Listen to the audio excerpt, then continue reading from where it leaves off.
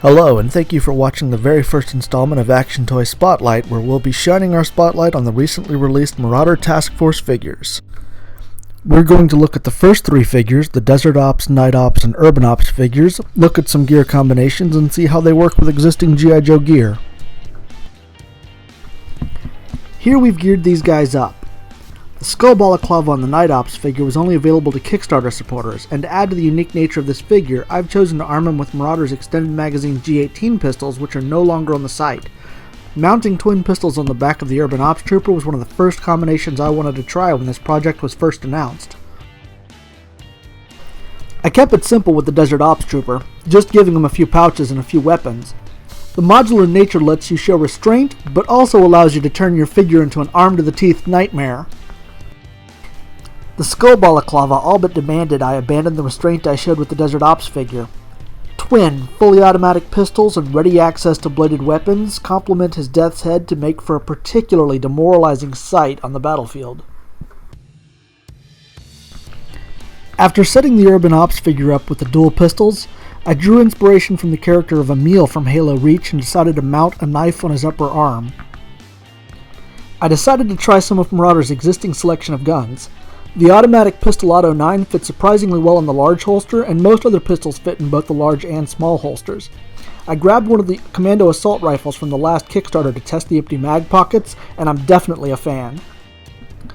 A Desert Eagle fit nicely into the small holster for the Urban Ops Trooper, and a pair of trusty Colt 1911s modified for silencers went on each of the Desert Ops Trooper's thighs. I discovered Marauder's Model 1877 fit nicely in the small holster and attached it to the Night Ops figure's back for easy access. I had 50th anniversary lowlights gear on hand to see how well the Task Force figures work with Joe packs, and they're perfectly compatible. Task Force figures are compatible with the Claw, but the various vests and web gear are thick enough that the figure hangs fairly low, though not so much that I don't fully intend to use the two together.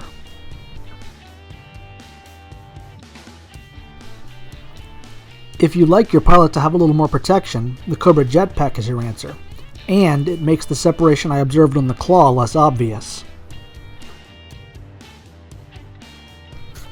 I think the Task Force figures look especially sharp with the jump pack. Gunrunners, if we get a different deco in the future, I'd love to see an airborne or jetpack figure. The helicopter pack that came with Matt Tracker also works very nicely. The web gear also got in the way and made getting a Task Force figure into the trouble bubble somewhat difficult, but I found that once I got them in, they work quite well together.